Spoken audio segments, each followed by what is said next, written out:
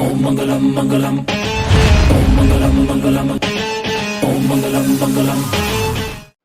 Hello everyone student, आज हम जो बात करने वाले हैं वो बात करेंगे क्वेश्चन नंबर 30, 31 एंड 32 के बारे में डिस्कशन करने वाले हैं। पीछे जो मेरे वीडियो आ रखे हैं वो फोर्थ वीडियो, 4 वीडियो आ चुके हैं ऑलरेडी, जहां पे हमने क्वेश्चन नंबर 1 से लेकर के क्वेश्चन नंबर 29 तक मैंने डिस्कस कर रखा है। यदि आपको क्वेश्चन नंबर 1 से लेकर के 29 तक सॉल्यूशन को देखना है तो पीछे जाकर के आप वहां पे वीडियो को देख सकते हैं, या डिस्क्रिप्शन बॉक्स के अंदर वीडियो की लिंक दे रखी है, वहां से भी आप इसको देख सकते हैं। तो बच्चा आज का वीडियो हम स्टार्ट करते हैं, क्वेश्चन नंबर 30 से स्टार्ट करने वाले हैं। तो मैं मंगल सुधार आप सभी का बहुत बहुत स्वागत, आभार, अभिनंदन, आदाब इस्तकबाल करता हूं। और बिना किसी देरी के वीडियो को स्टार्ट करते हैं। कॉपी और पेन लेकर के तैयार हो जाइए बेटा, हम सवाल करने वाले हैं, ठीक है। तो क्वेश्चन नंबर जो 31 है, एक मिनट से मैं देख लेता हूँ 30 कौन सा है, एक बार इसे अपन देख लेते हैं। क्वेश्चन नंबर 30 कौन सा है, ठीक है।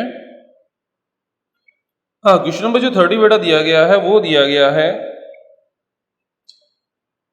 किसी यादृच्छिक, इसके अंदर 2 पार्ट है बेटा। पहला जो दिया गया है वो है किसी यादृच्छिक स्थिर विद्युत क्षेत्र विन्यास पर विचार कीजिए। इस विन्यास की किसी शून्य विक्षेप की स्थिति है पर एक कोई छोटा प्रेक्षण आवेश रखा गया। इसने बोला है कि आपको एक ऐसा विचार करना है, आपको इमेजिन करना है कि एक विद्युत क्षेत्र दिया गया है और वहां का शून्य विक्षेप स्थिति है। शून्य विक्षेप स्थिति का मतलब बेटा में वहां पे जो इलेक्ट्रिक फील्ड है बेटा वो क्या है, 0 है। क्लियर है, ठीक है। तो वहां पे किसी आवेश Q नॉट को रखा गया है, इस आवेश को मैंने Q नॉट को वहां पे रख दिया, ठीक है।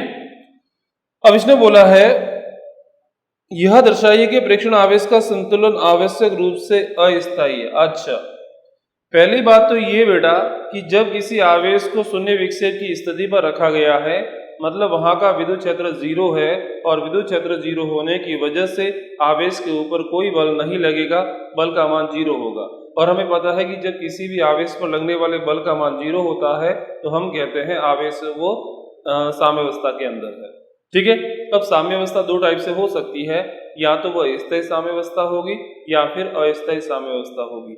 हमें चेक करना पड़ेगा कि वो स्थायी होगी या फिर अस्थायी होगी। तो चेक कैसे करते हैं बेटा, हम क्या करते हैं, उस आवेश को थोड़ा सा विस्थापित करते हैं और विस्थापित करने के बाद में उसे छोड़ देते हैं, और छोड़ने पर यदि वह वापस से पुरानी स्थिति में लौट जाता है, जहां जैसे यहाँ पर था, मैंने थोड़ा सा हल्का सा इसको इधर डिस्प्लेस कर दिया और छोड़ूंगा और वापस से इसी पुरानी पोजीशन पे आ जाए, मतलब इसको पुरानी पोजीशन में लाने का काम कौन करता है, विपरीत दिशा में एक फोर्स लगना चाहिए इस डायरेक्शन में, जिसे अपन बोलते हैं प्रत्यानयन बल बोलते हैं। यदि उसके ऊपर एक प्रत्यानयन बल लगेगा तो वो वापस से पुरानी स्थिति में लौट जाएगा। यदि उसके ऊपर कोई प्रत्यानयन बल नहीं है तो फिर वहां पे प्रत्यानयन बल का मतलब होता है उसके विस्थापन के विपरीत दिशा में लगने वाला फोर्स, ठीक है। तो बोलेंगे स्थायी साम्यावस्था। लेकिन यदि उसको आपने थोड़ा सा डिस्प्लेसमेंट कर दिया और वो इधर चला गया, या फिर आपने इधर डिस्प्लेस कर दिया और वो सदा सदा के लिए इधर चला गया, वापस से पुरानी पोजीशन पे नहीं लौट रहा है, इट मीन्स वह एक अस्थायी साम्यावस्था के अंदर था, ठीक है। तो इसको हमारे को चेक करना है। तो देखिए, जैसे मैं बात कर रहा हूं कि जो विद्युत क्षेत्र होगा, जैसे फॉर एग्जाम्पल के लिए, ठीक है, जैसे फॉर एग्जाम्पल की बात करूं, विद्युत क्षेत्र यहाँ पर है ही नहीं, यहाँ पे बीच में गायब हो गया विद्युत क्षेत्र, यहाँ पे 0 है, ठीक है, और फिर वापस यहाँ पे विद्युत क्षेत्र है, ठीक है। अब देखते हैं, यहाँ पे चेक करते हैं इसको। आवेश Q को आपने यहाँ पे रखा हुआ है, ठीक है। यहाँ पर मैंने मान लिया कि जो विद्युत क्षेत्र है वो इस डायरेक्शन में है।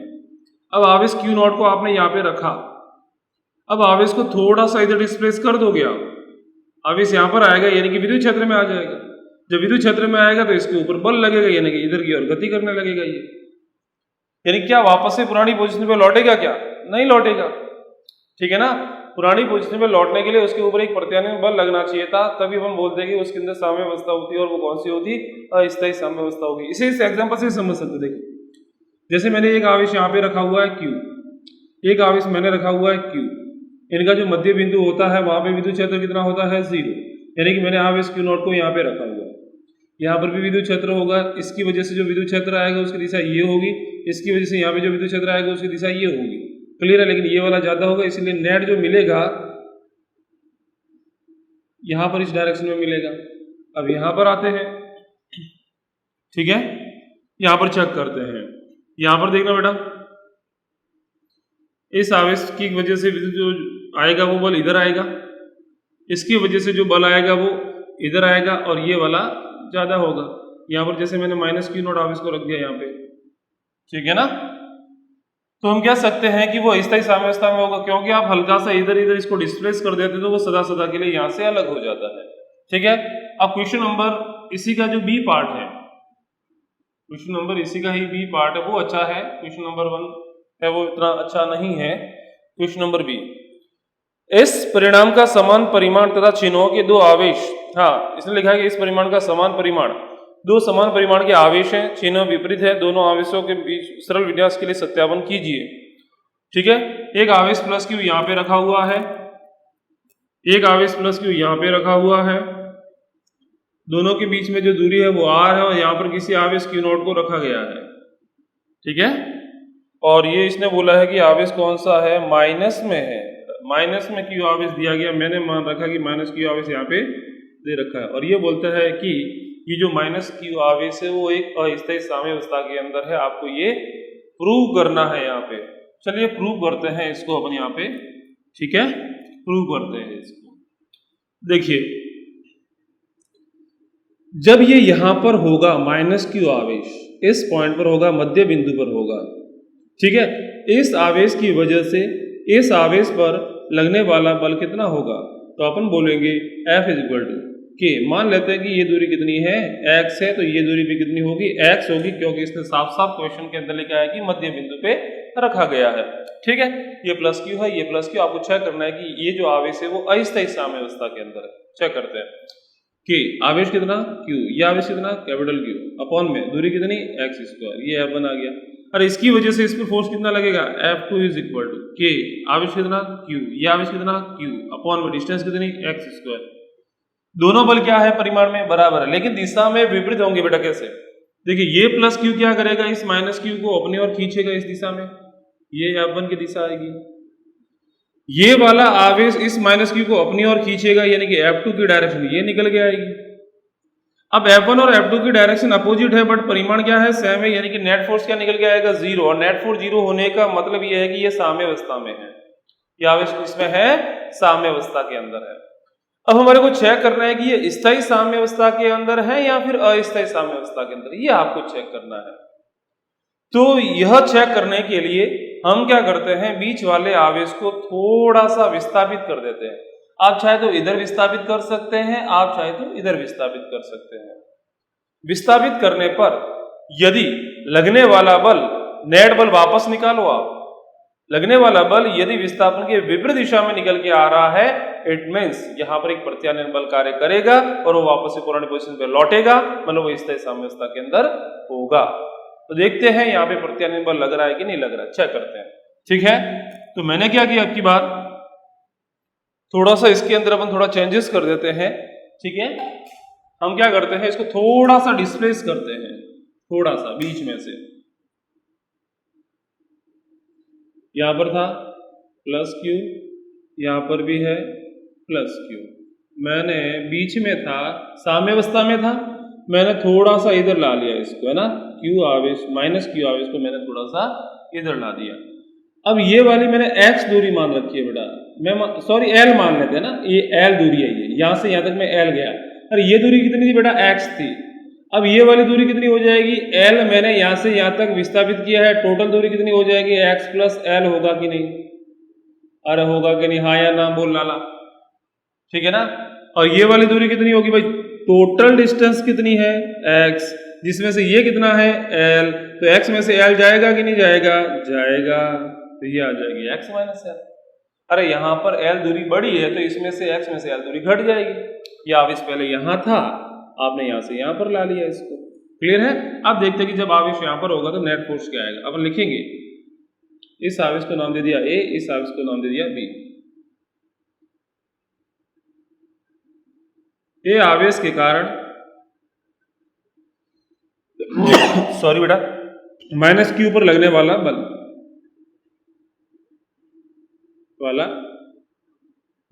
कितना आएगा, तो लिखेंगे F इज इक्वल टू, मान लेते हैं F1 है कि आवेश कितना Q ये आवेश कितना कैपिटल क्यू, अरे माइनस तो उसकी प्रकृति है, परिमाण निकाल रहे हैं ना, डिस्टेंस कितनी x प्लस एल का होल स्क्वायर, ठीक है।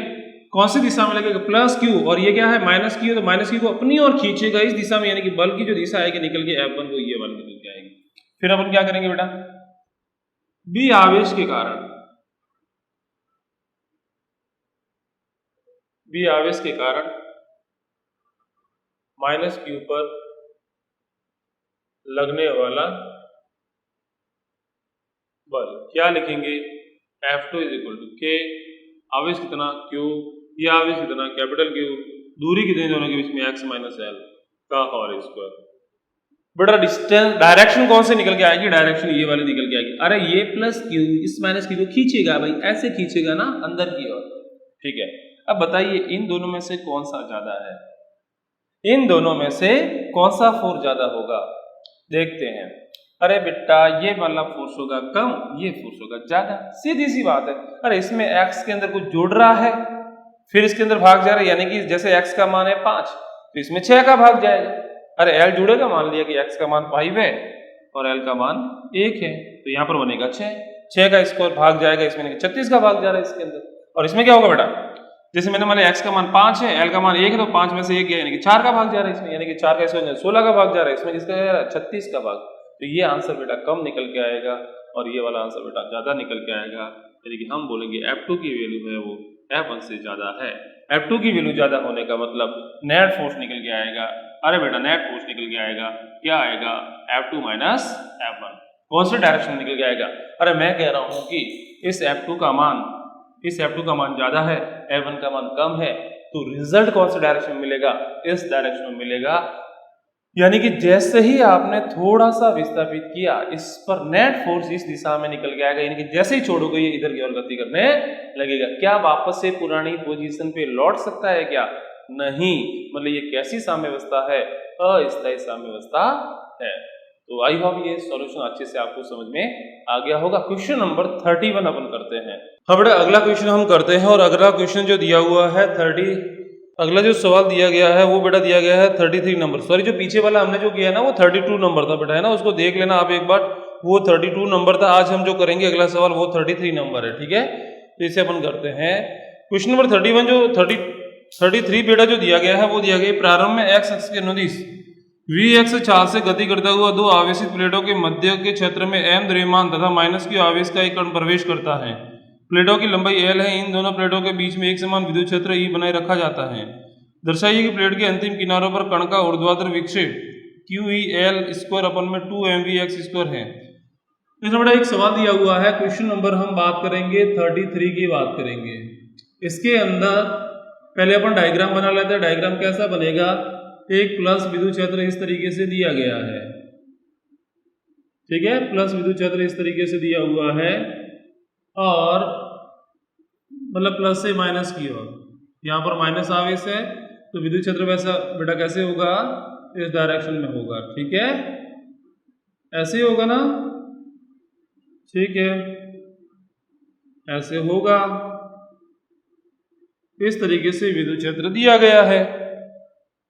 अब इसने बोला है कि इसकी जो प्लेटों की लंबाई है वो L है, ठीक है, प्लेटों की लंबाई यहां से लेकर के यहां तक जो लंबाई है, लाला कितना लंबाई दिया हुआ है, कैपिटल L दिया हुआ है, ठीक है, तो वो लंबाई कैपिटल L दिया हुआ है, और इसके अंदर माइनस Q आवेश यहां से प्रवेश करता है, माइनस Q आवेश, और इसने बोला है कि Vx वेग से प्रवेश करता है, x दिशा में इसका वेग कितना है, Vx है, ठीक है।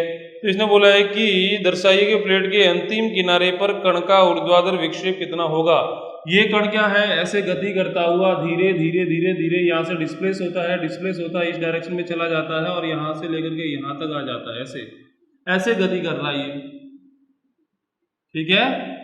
तो ये बोला है कि ऊर्ध्वाधर दिशा में विक्षेप कितना होगा, यानी कि आपको यहाँ से यहाँ तक ये वाली लंबाई ज्ञात करनी है। मान लेता है कि ये लंबाई कितनी है, y है, आपको ये लंबाई यहाँ पे ज्ञात करनी है, तो इसको ज्ञात करते हैं। तो इसने यहाँ पे दिया हुआ कि आपको प्रूव करना है कि ये वाली जो लंबाई आएगी y इज इक्वल टू वो निकल के आएगी QEL स्क्वायर अपॉन में 2mvx स्क्वायर, ये आपको प्रूव करना है। ठीक है, तो बड़ा सिंपल सवाल है बेटा, ये बहुत ही अच्छा सवाल है। देखो कैसे करेंगे इस सवाल को। ठीक है, इसका जो रिजल्ट होता है वो एग्जाम के पॉइंट ऑफ व्यू से आप इसे अपन डायरेक्ट मेमोरी के अंदर याद भी रख सकते हैं।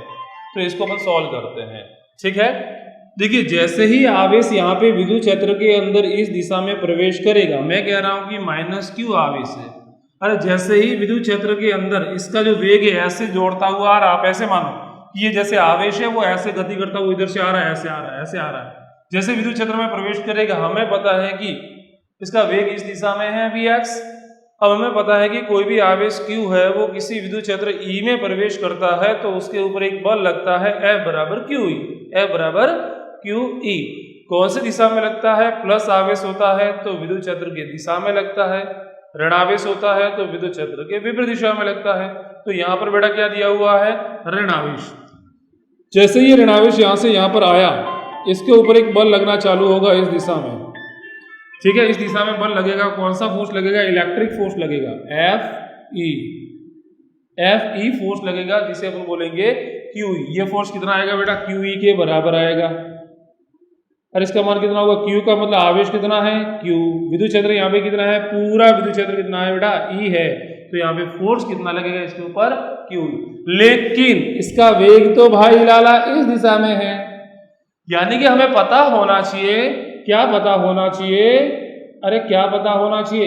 यदि मैं कह रहा हूं कि वेग के लंबवत दिशा में यदि कोई फोर्स काम करता है तो इसे अभिकेंद्रीय बल कहा जाता है, और अभिकेंद्रीय बल की वजह से उसका जो पथ होता है वो कैसा हो जाता है? सर्कुलर हो जाता है।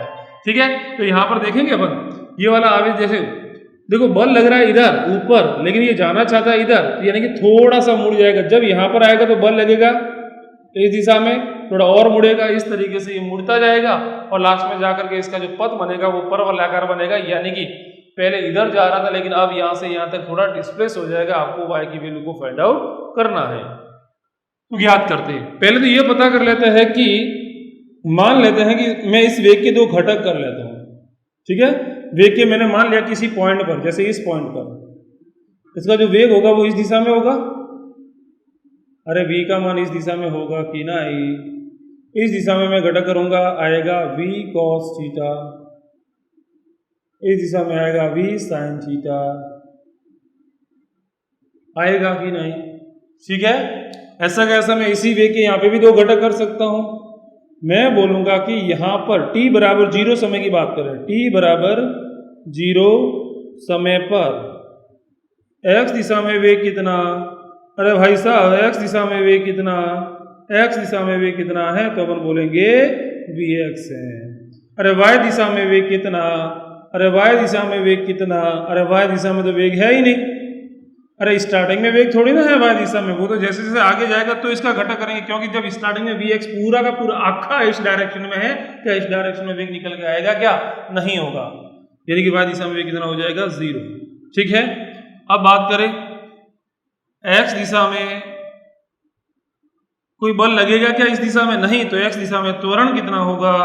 अपन बोलेंगे 0। लेकिन y दिशा में पूछा जाए त्वरण कितना होगा तो निकाला जा सकता है। कैसे? कैसे निकालेंगे? अरे भाई फोर्स कौन सी दिशा में लग रहा है? y दिशा में, तो y दिशा में त्वरण निकाल सकते हैं। अरे फोर्स कितना y दिशा में? F = QE। मान लेते हैं इलेक्ट्रॉन का मतलब इसका द्रव्यमान m है और इसका त्वरण a है, तो लिखेंगे QE। तो यहाँ से बेटा क्या निकल के आएगा? A = QE/m निकल के आएगा। क्लियर है? ठीक है, यानी कि यहाँ पे त्वरण कितना निकल के आया? QE/m। ठीक है, मैं दूरी मैं मान लेता हूँ कि t समय में यहाँ से यहाँ पर आएगा, तो t समय में यहाँ से यहाँ पर भी तो जा रहा है साथ में। अरे जा रहा है कि नहीं?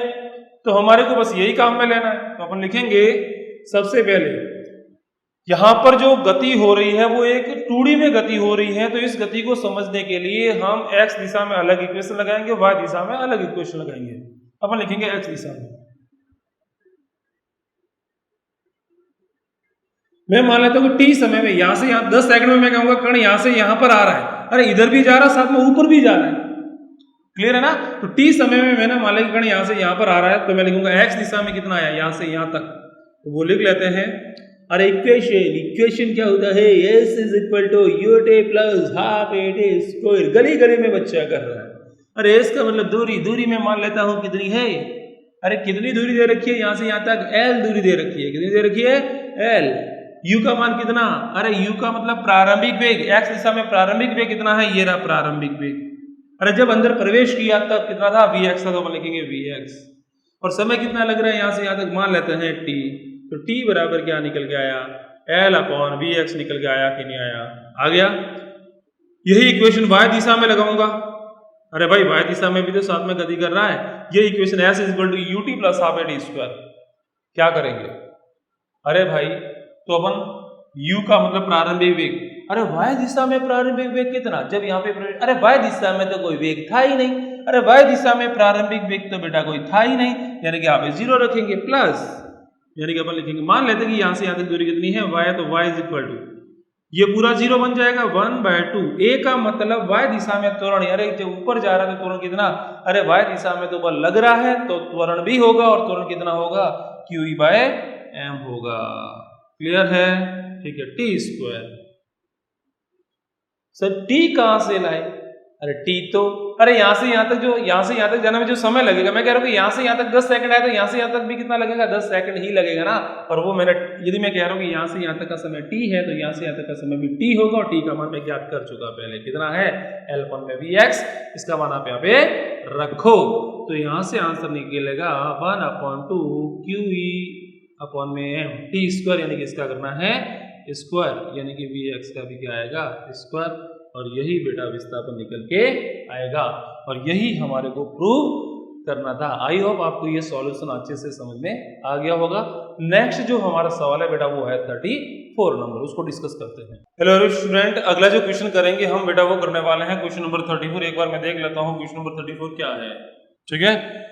तो क्वेश्चन नंबर 34 दिया गया है, वो दिया गया है, लाला 1 मिनट में देख लेता हूँ इसे। हाँ बेटा, क्वेश्चन दिया हुआ है यहाँ पे, प्रश्न 33 में वर्णित कण की इलेक्ट्रॉन के रूप में कल्पना कीजिए। प्रश्न 33 में जो सवाल दिया हुआ वहां पे एक इलेक्ट्रॉन है, ठीक है, जो q आवेश लिया ना, -q आवेश, उसकी जगह बेटा क्या है, इलेक्ट्रॉन है, उसकी आपको कल्पना करनी है, जिसमें आपको vx का मान दिया हुआ है, vx इज इक्वल टू, वो दिया गया है 2 × 10⁶, और इसने बोला है कि 0.5 सेंटीमीटर की दूरी पर रखी प्लेटों के बीच में, यहाँ पर जो प्लेट दी हुई है ना लाला ऐसे, इनके बीच में जो गैप दिया हुआ है वो गैप भी आपको दिया गया है, और ये गैप उन्होंने दिया है कि यहाँ से यहाँ तक जो गैप है वो कितना है, 0.5 सेंटीमीटर है, ठीक है, सेंटीमीटर है, ठीक है। प्लेटों के बीच में विद्युत क्षेत्र E का मान दिया हुआ है, E का मान भी आपको दिया हुआ है, E इज इक्वल टू लाला दिया गया है 9.1 × 10⁻² दिया हुआ है, ये हमारे को E का मान दिया गया है 9.1, ठीक है, न्यूटन पर कूलम। ऊपरी प्लेट पर इलेक्ट्रॉन कहाँ टकराएगा, इलेक्ट्रॉन पे आवेश भी दिया गया है 1.6 × 10⁻⁻19, और आपको इलेक्ट्रॉन का द्रव्यमान भी दिया हुआ है, वो दिया हुआ है लाला 9.1 × 10⁻31 kg। ये सारी चीजें दे रखी है। तो इसने पूछा है कि प्लेट पर इलेक्ट्रॉन कहाँ टकराएगा, मतलब इलेक्ट्रॉन बीच में प्रवेश कर रहा है, यहाँ पे ये इलेक्ट्रॉन है, इनके बीच से प्रवेश कर रहा है, और यहाँ से यहाँ पे जाकर के बछेड़ हो रही है, इसकी टक्कर हो रही है। तो ये बोल रहा है कि ये वाली दूरी कितनी निकल के आएगी, यहाँ से यहाँ तक, जब ये यहाँ से गति करते हो यहाँ पे टक्कर कर रहा है, तो यहाँ से यहाँ तक कितनी दूरी तय करेगा, ये आपको फाइंड आउट करना है। तो बेटा कैसे फाइंड आउट करेंगे, इसको अपन सॉल्व कर लेते हैं। जो पीछे वाला फॉर्मूला है उसी को अपन यहाँ पे काम में लेने वाले हैं।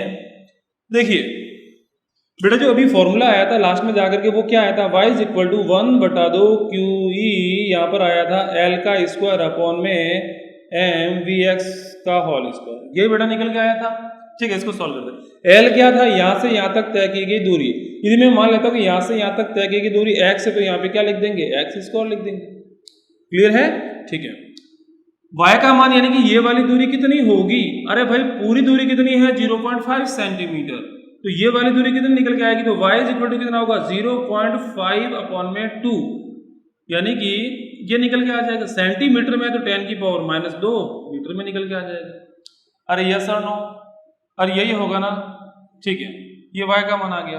अरे आपको बस फॉर्मूला आपके पास में, इसी फॉर्मूले को काम में लेना है। y का मान कितना, यहाँ से आपको निकालना है, ये वाली वैल्यू निकालनी है, x इक्वल टू, फॉर्मूला क्या बनेगा, x square is equal to 2m Vx का होल स्क्वायर y अपॉन में क्यू ए। इसे सॉल्व करते हैं, m का मान कितना 9.1 इंटू 10 की पावर माइनस 31 kg। अरे vx का मान कितना 2 इंटू 10 की पावर 6। y का मान कितना 0.5 अपॉन में 2 इंटू 10 की पावर माइनस 2 अपॉन में q कितना दिया हुआ है, q दिया हुआ है लाला, वो दिया गया है ये रहा q, यानी कि इस पर आवेश 1.6 इंटू 10 की पावर माइनस 19 और e का मान कितना दिया गया है 9.1 इंटू 10 की पावर माइनस, ई का मान दिया हुआ है प्लस का 2। इसे सॉल्व करो, क्या आता है, कैंसिल हो जाएगा, 0.8 आ जाएगा, ठीक है ना, ये इससे कैंसिल हो गया, 0.4 आ जाएगा, और कोई कट रहा है क्या, 0.4, ये नीचे आ जाएगा वापस से 0.8 बन जाएगा, 0.5 अपन में 0.8। तो इसको अपन जब सॉल्व करेंगे बेटा, जो आंसर निकल के आता है वो क्या निकल के आएगा, ठीक है ना, तो वो निकल के आएगा लाला x इज इक्वल टू, वो निकल के आ रहा है 1.254, x square is equal two into 10 की पावर माइनस 4 निकल के आ रहा है, ठीक है, ये वाला आंसर निकल के आ रहा है मीटर स्क्वायर में। तो हमारे को तो x निकालना है, इसका वर्गमूल ले लेंगे, तो x इज इक्वल टू बेटा निकल के आएगा 1.12 इंटू 10 की पावर माइनस 2 मीटर। इसे सेंटीमीटर में भी लिखा जा सकता है, तो 1.12 सेंटीमीटर निकल के आ जाएगा बच्चा, और यही हमारे पास में x की वैल्यू निकल के आ जाएगी। तो बच्चों आज जो हमने सीखा है वो चैप्टर नंबर 1 के जितने भी न्यूमेरिकल्स थे वो सारे आज अपने यहाँ पे कंप्लीट होते हैं, और जैसे ही मेरा अगला वीडियो आएगा वो सेकंड चैप्टर के जितने भी पीछे वाले जो एनसीईआरटी के पीछे जो सवाल दिए गए हैं उसको वीडियो को मैं लेकर के आऊंगा। तो बच्चा यदि आपको वीडियो पसंद आया है तो इसे लाइक करें, शेयर करें और चैनल को सब्सक्राइब करना नहीं भूले, ताकि मेरे को क्या नई नई वीडियोस बनाने में मोटिवेशन मिलता रहे। बच्चों आज के लिए इतना ही, धन्यवाद।